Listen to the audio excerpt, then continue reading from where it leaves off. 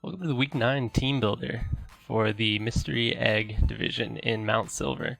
This week we're going up against Nyanasaur and the Cape Fear Mantines. An important match for me for playoff seeding, an important match for Neon to try and stay in the playoff hunt.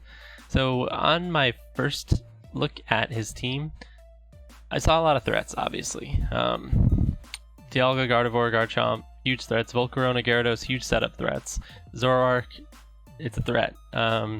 It's difficult to predict, and its coverage, depending on what it ends up being disguised as, can be very, very difficult to work around. So, looking at his team, the Pokemon I thought had the best matchup against me was probably Volcarona, and there's a lot of build around that I ended up having on the team for it. Once it got set up with the right coverage, it was really, really, really difficult to deal with. Beyond that, I knew that Dialga and Gardevoir could be problems. Garchomp was going to threaten a decent amount of my team with its coverage. It can outspeed a lot of my team just with the base 102. Crobat and Megalodios and Zeraora were my Pokemon that could outspeed it. And, you know, it can kind of punish Scarfers. That was one thing, his whole team can really punish Scarf Pokemon if I don't lock into the right move, just with various forms of setup. So, you know, a Scarf Crocodile, for instance, like, sure, I could lock into Earthquake or a Rock move against Volcarona, but, you know, the Rock move allows Gyarados to come in for free, and it could potentially set up. The, you know, Ground move can allow Gyarados to come in and potentially set up. So there's a lot of difficulty being choiced against his team. And then he just has a lot of like really heavy damage output, which made it pretty difficult to build a cohesive team. There wasn't really any particular Pokemon that I thought had, you know, a 6-0 type matchup. So going into build, the first thing that I was worried about was definitely Volcarona, and I think it shows in my building when you look at, you know, some of the sets that I ended up coming up with. So the first Pokemon I have is Luis, the Ho-Oh. And so there's part of me that sat here and, you know, wanted to go through the entire set, you know, kind of in the standard Luis breakdown. So I was looking at his team, man, and I was like, oh shit, Volcarona, that shit just sweeps me. And I was like, nah, I'm gonna bring this off as Ho. Yeah, that rocks his shit. But I don't think I can do a whole video like that, so I'm not going to. But Assault Vest Ho-Oh does rock Volcarona shit. So this particular set here, the 248 HP and positive special defense nature, guarantees that after rocks, +1 timid Volcarona cannot kill with HP rock. It does a max of 49%. So this is kind of an emergency check to Volcarona because Brave Bird will kill every set except Cobra Berry. Or, yeah, I think it's every set except Cobra Berry. Maybe something like ridiculous like max HP, max defense would survive. I still don't think so. And I can't get burned by Flame Body. So pretty risk-free blanket emergency check to Volcarona. And if it doesn't have HP Rock, it basically will never break Ho-Oh. So it had a really good matchup. The set's kind of interesting. I went with Assault Vest just for the special defense bulk. HP is basically maximized while reducing rock damage. So if you go to 416, it, you know, divided by 4 rounds up. 415 divided by 4, it doesn't round up. The speed outspeeds Adamant Gyarados, which also leads me to the last move on the set. So Brave Bird, Sacred Fire, Flame Charge, I think are pretty standard on Ho-Oh. All of those are good moves. +1, I outspeed his team on non-scarfed his team. Thunderbolt kills uninvested Gyarados after rocks, which is why I'm Gentle Nature. Well, I don't think I've ever run a Gentle Nature Pokemon. I'm pretty confident in that. This is kind of the fun of Draft League, is that you run interesting counter teams, interesting sets. So minus special attack, I think it ends up being a roll a lot of the time. If I minus defense instead, Thunderbolt always KOs after rocks. It also KOs, the roll gets better for Flame Charge into Thunderbolt, and so if it's a Jolly Gyarados and I Flame Charge, Gyarados switches in, gets the Intimidate off me, which Gyarados seems like an amazing switch in to Ho-Oh, especially with Intimidate, which I think my opponent might run. I can hit Flame Charge, outspeed any Gyarados aside from Scarf to Jolly, which would be ridiculous set. And then launch off the Thunderbolt and pick up the KO. Then I'm sitting pretty at +1. So it's kind of just a counter set in that sense. No recovery, which is kind of a drag for Ho, but Regenerator is such an amazing ability. You basically have built-in recovery. You just have to pivot out, and Ho isn't going to sweep the opponent's team. It just doesn't have enough. It doesn't have enough coverage to do so. There's too many Pokemon that it has struggles against. Zapdos is a great example. You don't want to be launching attacks off into static. Sacred Fire doesn't make contact, so that's good. But, Brave Bird would be how you sweep with Ho-Oh in all likelihood, and you just don't want to be risking static or anything like that. So this pivoting in and out isn't that big of a deal. The remainder of my stats just dumped an attack to make a lot of those rolls more favorable. In particular, with this attack investment, I KO uninvested Mega Gardevoir after rocks, which is kind of nice. The next set, Batsini. Just a defensive, bulky Crobat. Infiltrator's nice to, kind of get through, substitute with Toxics, things like that. Defog's necessary to keep Ho-Oh as healthy as possible. Brave Bird's there for some damage output. Super Fang is just so Dialga doesn't get free switch-ins against me all game. So the investment here is pretty interesting. The HP and special defense is enough to survive +1 Fire Blast from Timid Volcarona. So even at +1 Timid, Volcarona's Fire Blast does not OHKO, so I can get off an emergency defog if I need to. The speed is, it outspeeds base 105, so it's its whole team without a choice scarf. I could have run Adamant on Crobat, so this is kind of where Neon's speed tiers end up hurting him a little bit, is I'm free to run Adamant on Crobat, I'm free to run Adamant or Modest on Zeraora, because there's nothing to kind of pressure me in terms of speed tiers. And a lot of my Pokemon that are slower, I'm free to run, Adamant or Modest or whatever on them as well, because I know I can't outspeed them if they're max speed invested. So that's kind of helpful for me. The other thing that this set does, the 100 attack EVs guarantee a kill on Volcarona. It kills max HP Volcarona actually, so that flying weakness comes in handy for me again. The 92 special defense, I also do survive a max special attack Modest Dialga's Thunder. So I'm pretty sure Dialga can't kill me aside from like Life Orb, Draco Meteor or above is basically kind of the threshold where I start dying. So that's that set. Dr. Croc Pim is next Pokemon on the team. This is my dedicated lead. I really don't see any scenario in terms of Pokemon he brings that I don't lead this.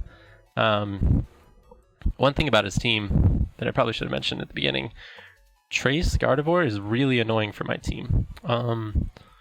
That kind of directed my ability here, but if I lead with an Intimidate Mon, the opposing Pokemon intimidates me because of Trace, it's no good. Zeraora, having Volt Absorb Trace, means I lose my best form of damage against Gardevoir. It just would absorb my electric attacks. So none of that is very good. Tracing Regenerator is annoying. That's another good example. Tracing Levitate would even be good for my opponent. There's a lot of good examples of what Levitate can do to really disrupt my team. So I ended up kind of selecting abilities, selecting sets that made Trace not as good.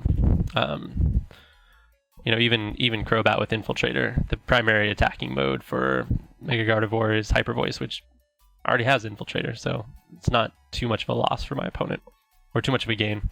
So this set, kind of a dedicated lead. I played around with really specially defensive sets on Crocodile, and even like Tangaberry, to kind of counter lead Volcarona if my opponent went for that. And the amount I had to invest in special defense in HP, even with a Tangaberry, to survive a lot of Volcarona's attacks just didn't seem worth it. And I wanted good damage output, specifically for Dialga, and I guess mostly Dialga on Crocodile.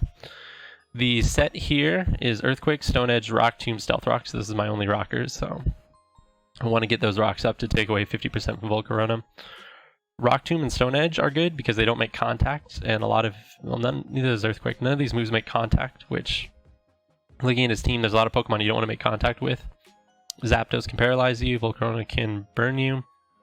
I mean, even Kofag can give you Mummy, which you don't really want. So, the idea behind the set is just to lead it, and basically, Rock Tomb, if it hits, would allow me to outspeed any of the opposing Pokemon. Kills Volcarona. And after I hit a Rock Tomb, I outspeed his whole team, barring Scarfs.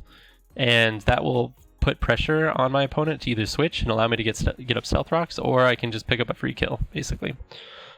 So, I can envision a lead scenario against Volcarona. I click Rock Tomb and kill it. Against Gardevoir, I click Rock Tomb. I go down to my Sash. Rock Tomb lowers Gardevoir's speed. I'm now faster. I can threaten a KO with Earthquake, or just fire off Stealth Rock. There aren't really good switch-ins on the opponent's team to Rock Tomb. Gyarados is about the best, and it doesn't take it super well. And then I subsequently outspeed. So turn 1, clicking Rock Tomb is pretty good against most of the opponent's team. Against Garchomp, we probably just exchange rocks. And other than that, I don't see a lot that deals with this very, very well. Stone Edge does a ton. Let me see what other calcs we got on here. We kill max HP Zapdos with Stone Edge after Rock Tomb. So Rock Tomb, Zapdos is not a switch in. Kills Volcarona. Yeah, the Moxie boost could be nice. Once I get to +1, I threaten a lot of damage with Earthquake or either of my Rock Stabs. But mostly that's just to avoid Trace Intimidate as a lead, because that obviously lowers my damage output. The next set is Magearna the Wasp. This is my kind of win con. Shift Gear Life Orb is the set that I've really liked. I haven't gotten it to work at all yet. I think it's really good, but I just haven't gotten it to work. The EVs are very simple. Speed outspeeds all Scarfers on the opponent's team at +2. I think Garchomp hits here. Maybe it doesn't outspeed. No, it doesn't outspeed Zoroark, actually, but it does outspeed Garchomp. And then Timid, max special attack for damage output. I went with Focus Blast, Dazzling Gleam, Hidden Power, Rock. So the coverage for Magearna against Volcarona is really bad. Hidden Power Rock's probably my best option. So I wanted to bring that to kind of facilitate a sweep. Once I get to +1, Dazzling Gleam pretty much kills everything. Running Fleur Cannon is good, but it can kind of stop a sweep, because even if you get a kill, you're still at -1 special attack, and it basically allows your opponent to force you out or kill you or just be able to revenge you. So Hidden Power Rock allows me to kill Volcarona. Dazzling Gleam, check the calcs here, kills up to 144 HP invested Garchomp.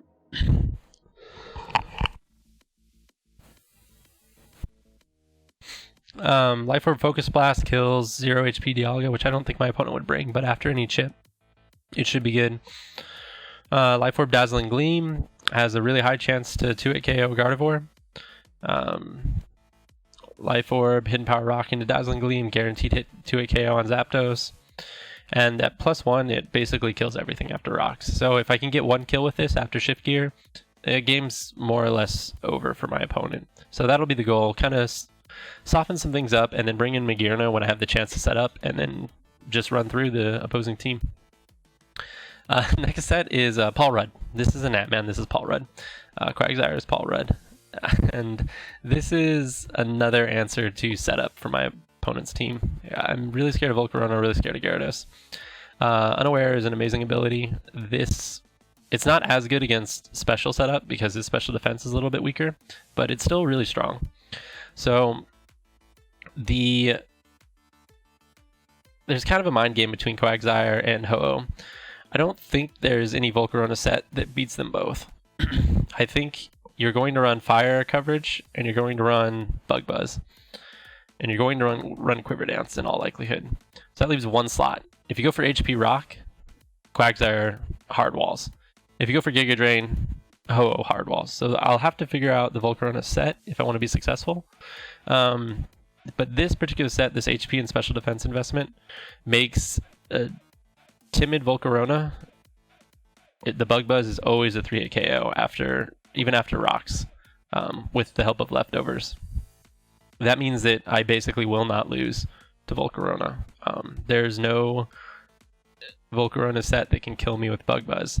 There is a concern about Bug Z into Bug Buzz potentially taking me out, which is why I'm running Protect. It's kind of an odd inclusion on Quag, but it helps with leftovers recovery and it helps me stall out Z moves. So it's a good inclusion there.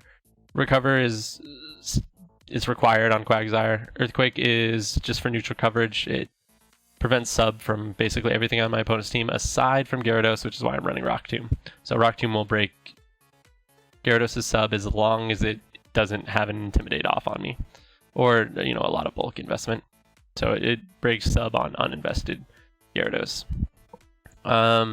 It's a pretty simple set other than that.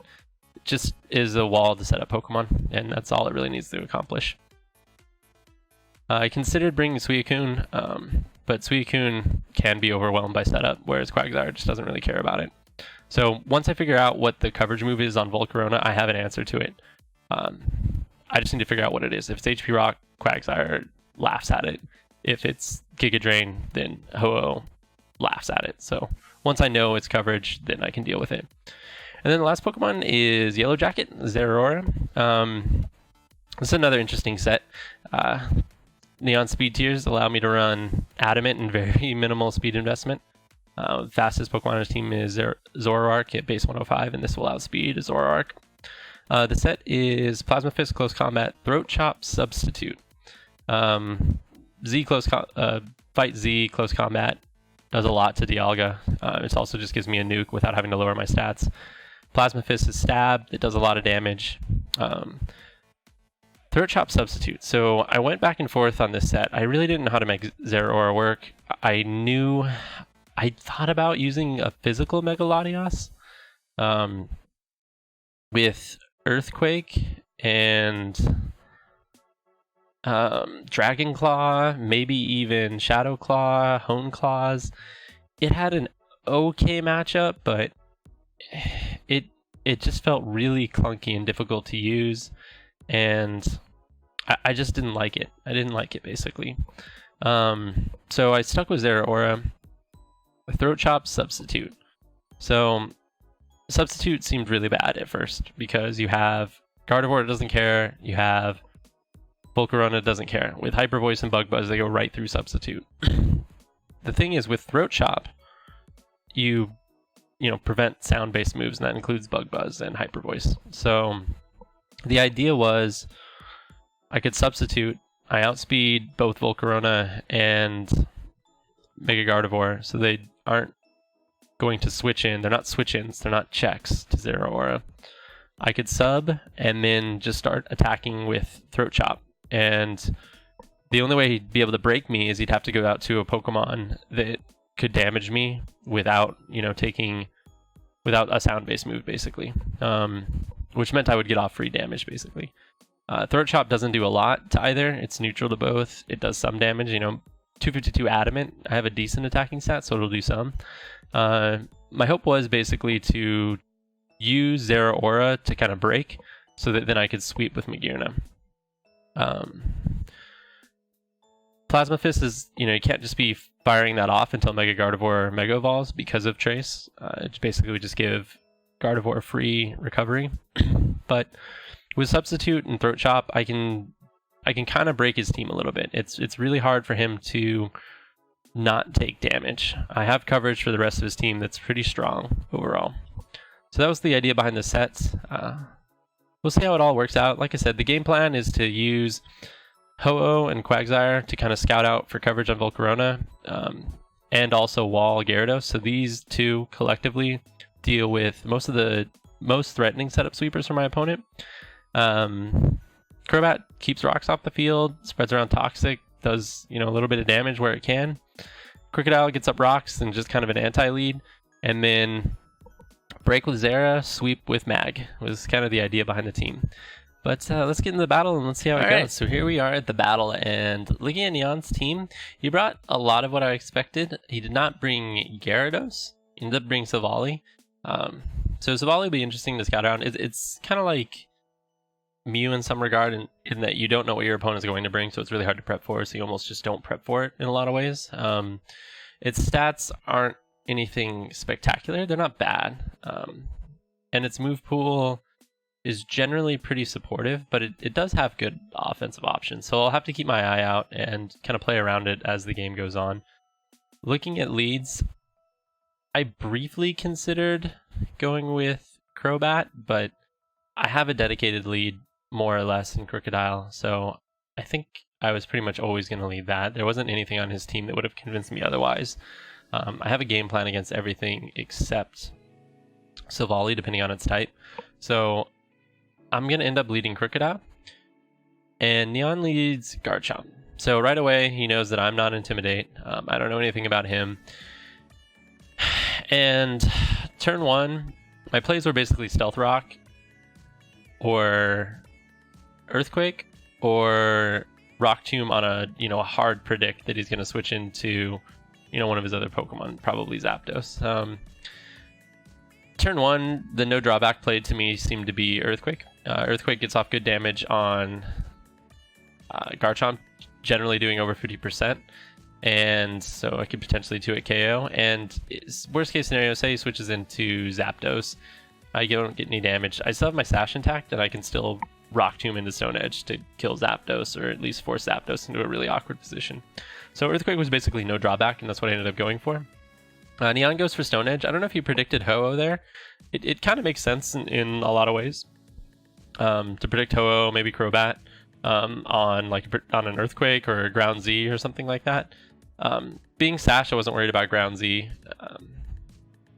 Not being Intimidate was kind of frustrating for this particular lead matchup. But again, it would have made Gardevoir a really easy switch in.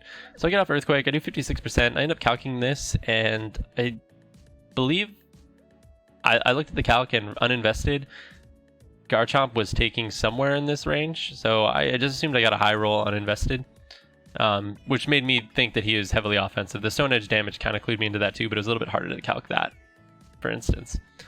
So after this point, after the Earthquake, he's low. I feel like this seems like a good chance for me to end up getting up my Stealth Rocks. Garchomp is...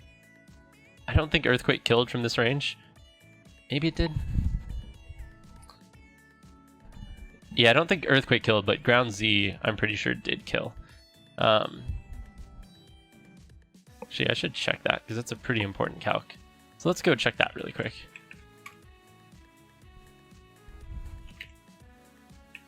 So Dr. Croc Pim. Yes, Garchomp. So I'm assuming he's offensive at this point. And Earthquake, yeah, Earthquake never killed. Ground Z, Earthquake does. So I'm just going to use this opportunity to get my rocks. I might not get another chance to. So I fire off my rocks, and Neon switches into Silvally Grass. Oh no, I Rock Tomb. Why did I Rock Tomb? Oh, okay. That's right. So I Rock Tomb because I know I would outspeed Garchomp if Garchomp stayed in, and that would still allow me to get up my rocks after an Earthquake.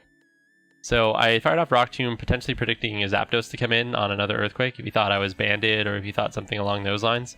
He ends up switching into Silvally Grass. I should really do these recordings like right after the battle and not when I get around to it. But Silvally Grass is a really good bring against me. Surprised he didn't lead it, actually. But the Rock Tomb does very little to Silvally Grass. It does lower his speed, so I know that I outspeed him now, which is nice, unless he's a Scarf variant. Scarf Jolly variant, basically. So do a little bit of damage. I do the calc here, and it looks like he's max HP. So I work off that assumption going forward. It was basically in that range. Knowing that I'm faster, I'm just going to go ahead and get up my rocks here. And so I get those up, and he T-Waves. So the T-Wave is an interesting... It's another prediction on Neon's part, and he probably thinks I'm going into Ho-Oh here, which is logical. Ho-Oh is a fairly decent switch into Silvally Grass. Realistically, I just wanted my rocks. I knew I was faster. I didn't know if I would ever have another chance to get him up, so I went ahead for the Thunder Wave. Or I went for the rocks just to get those up. Unfortunately, Neon makes a prediction, and I stay in, and it really hurts him. Here's an interesting play. I switch out to Crobat, anticipating not another Thunder Wave. I'm anticipating some sort of ground attack, and then Brave Bird can do a lot of damage. Brave Bird, I'm pretty sure, killed from this range. Neon goes for Roar. I think this was an interesting play. This made me think that potentially he did not have Grass Stab, that he wasn't running multi-attack, because it seemed like that was the obvious choice. So I kind of started to play around the fact that, like, okay, let's assume he doesn't have Grass Stab. Bringing in Zeraora was good for me in some ways. It wasn't ideal. I mean, obviously, if I get switched into Ho-Oh here, I think Neon's in a lot of trouble. So Roar seemed like an interesting play. I don't know if he predicted some sort of like setup as my last move on Crook. There wasn't really a lot of good options. I guess Quagsire coming in, if he did have Grass Stab, was a bit awkward for me because I didn't have any good way of hitting Silvally Grass. But most of the results, I mean, Crobat coming in, Ho-Oh coming in, Zeraora, depending on my set, coming in, Magearna coming in, they all felt kind of bad for Silvally Grass. So I'm not sure the best outcome there. But Zeraora coming in, I just go ahead and throw off my substitute. There's not. So I take pretty much every attack looking at the calc, since I have a lot of HP investment from this Silvally, and I'm assuming he's basically max speed, max HP. And so the calcs were looking really good that my sub was going to hold up to it. So he ends up going for Flame Charge. It doesn't break my sub. This actually, if he's max HP, max speed, never breaks my sub on the second hit either, which made me really comfortable going for this next move. He's revealed Roar, but I'm basically just trying to get off damage. Plasma Fist doesn't do anything. Close Combat doesn't do anything. Throat Chop's my best damage output. So I fire off Throat Chop, and he went for Roar. So this puts Neon in a really uncomfortable position. He has to try and break my sub. Flame Charge doesn't break my sub, based on him being max HP, max speed. So he kind of has to pivot out here, and none of his options really switch into Zeraora super well. I'm free to just keep firing off Throat Chops. It does the most damage to Silvally. It doesn't, you know, if I go for Plasma Fist and he brings in Trace Gardevoir, it doesn't risk that getting absorbed. So I just keep firing off Throat Chops. Throat Chop's really good against Gardevoir as well. So 41% is really good damage. Obviously it has a Mega Evolve, so it hasn't picked up the extra bulk. But it also prevents Hyper Voice. So this set is working amazingly right now. I get the Throat Chop off, prevent Hyper Voice. I still outspeed Mega Gardevoir. Don't kill there. Psyshock is basically a force for my opponent because they have to break my sub. So I kill Gardevoir basically for free, just based on the set that I ended up bringing here, which ended up working really nicely for me. Here, I don't really feel a particular need to switch out, so I just go for the Fight Z, which kills Silvally from that range, assuming max HP. It's a little bit disappointing to not get the Fight Z off on Dialga, because it was kind of my best damage output, but it's nice to break another one of his Pokemon, and I still have Close Combat at full output for Dialga to get some damage off, and getting damage off was really important for Ho-Oh, for Crocodile, for Magearna, for the whole team. So I end up staying in here and just Close Combat. I mean, this set was designed to break. I don't want to give him the opportunity to set up. I don't want to give him the opportunity to sub. If it's a breaker, I'm just going to keep breaking. And so I go for the Close Combat. Close Combat after Chople Berry doesn't end up doing that much. So it's important to have Chople Berry revealed here. This tells me that it's not Sugar Berry. This tells me that it's not, you know, a damage boosting move or item. So it's not Adamant Orb or anything like that. And I get off, you know, a decent chunk of damage. Dialga here ends up killing me with Earthquake. That was pretty much always going to kill. Physical is interesting. I didn't even really think about that too much at the time. I think Special is probably better against my team, but it does have a hard time against Ho-Oh and Magearna. So yeah, I actually think I think physical makes a lot of sense. I probably prepped more for special, but physical makes sense. Here I'm assuming he is, based on the calc for close combat, I'm assuming that he has quite a bit of bulk investment, and Crocodile probably outspeeds. It's not 100%, but I probably outspeed here. So I bring in Crocodile to attempt to get off an Earthquake. He has one switch into Earthquake, which is Zapdos, and I really don't mind that. If I kill Dialga, he's in a horrible, horrible position against Magearna.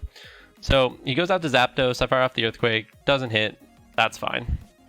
Next move, I go for Rock Tomb to lower his speed, and I'm actually faster than Zapdos, so he must be really, really bulky. I get a lot of damage off, and I slow down Zapdos quite a bit, which is nice for Magearna. It gives me an opportunity to potentially set up. After switching into Rocks again, he's going to be at a super low level of HP.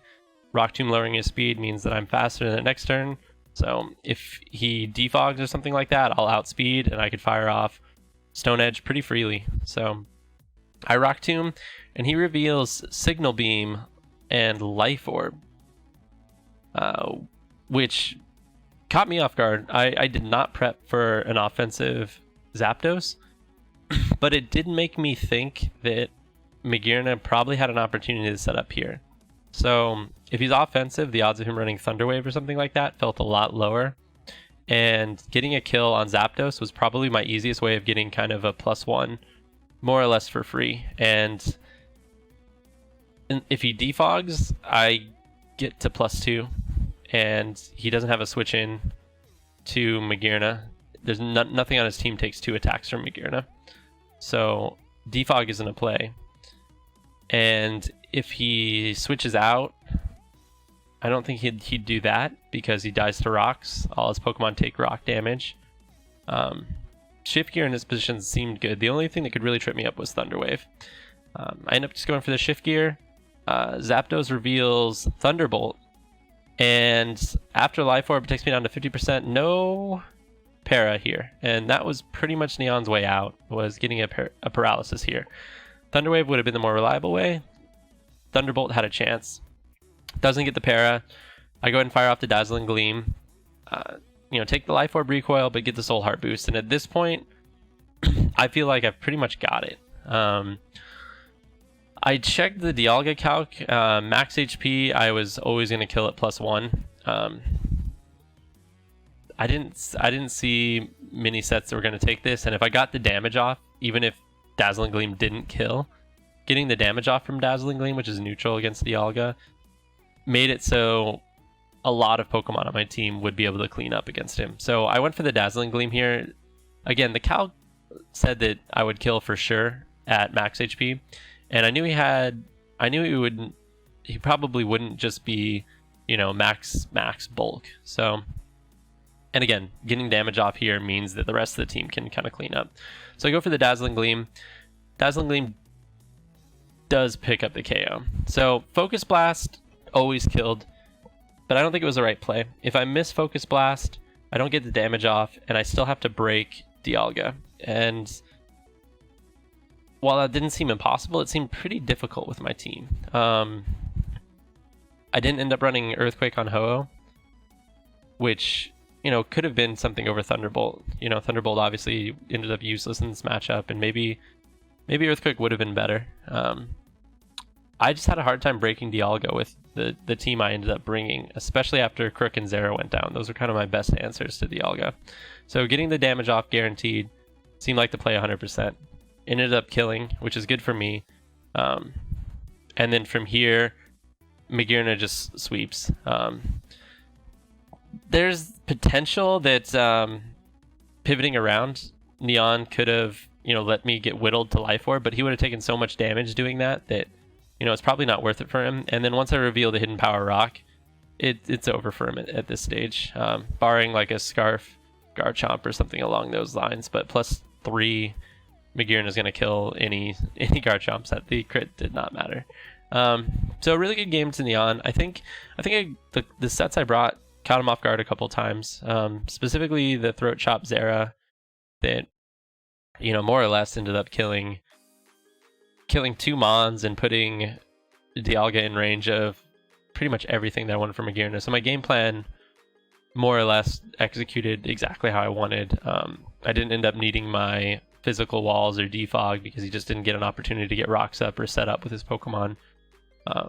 Going on the offensive here put me in a great position, and I got the win. So with this and a forfeit win next week, we're going to finish the regular season at 8-2, which is way better than I thought I would do in this particular league. Started 1-2 and it's feeling pretty bad.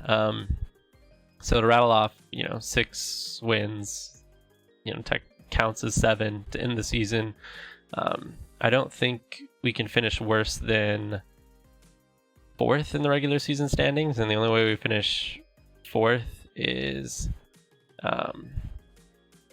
if the Syracuse Whimsicots 6-0, and they're playing the undefeated top team in the league. Because I think I win the tiebreaker if they go 5-0, because I picked the Colorado Cobalians as my team name, and I think the tiebreaker we would go to is team name. So I was really dumb picking a team name in the S's, Ashy. But yeah, it was a good game to Neon. Like I said, I think his prep was really good. I liked Savali Grass as a bring. Didn't get to see a lot of his other sets. Looked at the sets after the game, and they all look solid. I think his Zapdos was serious natured, which sucked because it would do more damage to Magirna. I think it would affect differential. Maybe if that rolls higher, he has a chance to kind of pivot around on it for a bit. It wouldn't be ideal, and I think he still would lose, but it would have been better. Yeah, it's been a lot of fun this season. Thanks to the Regenix, helped me out a little bit with the team this week, and yeah, and looking forward to playoffs. No idea who I'll pick. I would like to play someone I haven't played yet, but yeah, play whoever I play. All right, we'll see you guys for that later.